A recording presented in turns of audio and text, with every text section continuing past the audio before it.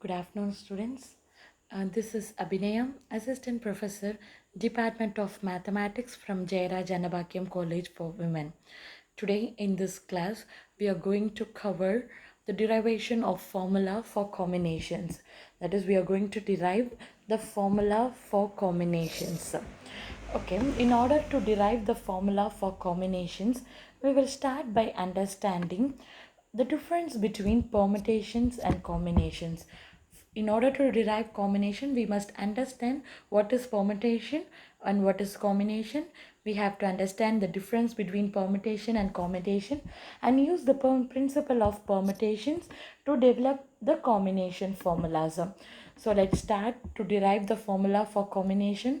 In order to derive the formula for combination, first we need to understand what is permutation and what is the formula for permutation. From that we can derive the formula for combinations. A permutation is nothing but it is an arrangement of object in specific order. To speak plainly about the difference between permutation and combination is that in permutation the order of the element is important, it matters, whereas in combination the order doesn't matter. So permutation is an arrangement of object in a specific order. For example, to say I have three elements A, B, C. Now I have to find out the permutation of these three elements. Okay, we want to find all the possible ways to arrange these three letters.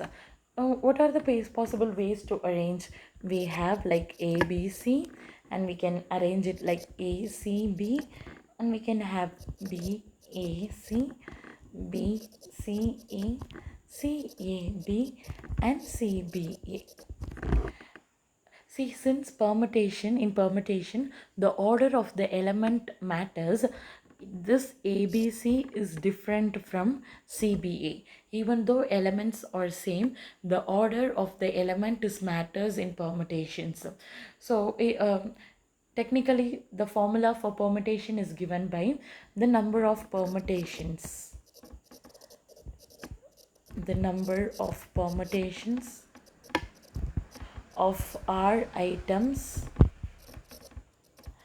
number of permutations of R items from N items is given by P of N comma R is equal to N factorial divided by N minus R factorial. So this is the formula for permutations. Let us explore how this formula came for permutations. So derivation of permutation formula. In order to derive this permutation formula, the first thing we have to do is counting the choices for each positions. So from this example, if we move on, A, comma B, comma C, I have to arrange these three letters in a possible ways.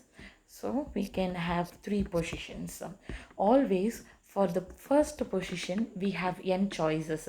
Here we have three choices because in the first position, it is all the elements are in queue. We can choose any element and put it in the first place. That's why for the first position we have n choices. I'll simultaneously speak about the general thing and this example. In this example, for the first position we have three options, three choices. So for the second positions, if the first position have n choices, then the second position will have n minus 1 choices, because the one choices has been already taken. So there are remaining n minus 1. From those n minus 1, I can choose the second element. So in this example, for the first place we have three choices. In the second place we'll have two choices, and similarly it goes on. For the third place we have like n minus 2 choices, and the fourth place n minus 3, fifth place n minus 4, and it goes on. So in this example here we'll have like 1. So the total number of permutation is 3 into 2 into 1, which is equal to 6. Yes, we have 6 different possible ways to arrange these 3 letters. So in deriving the formula for permutation, the first step is counting choices for each position, and the second step is the total number of product permutation is the product of the choices. Likewise, we did here, the total number of permutation is the product of choices from each positions n into n minus 1, n minus 2, up to n minus r minus 1.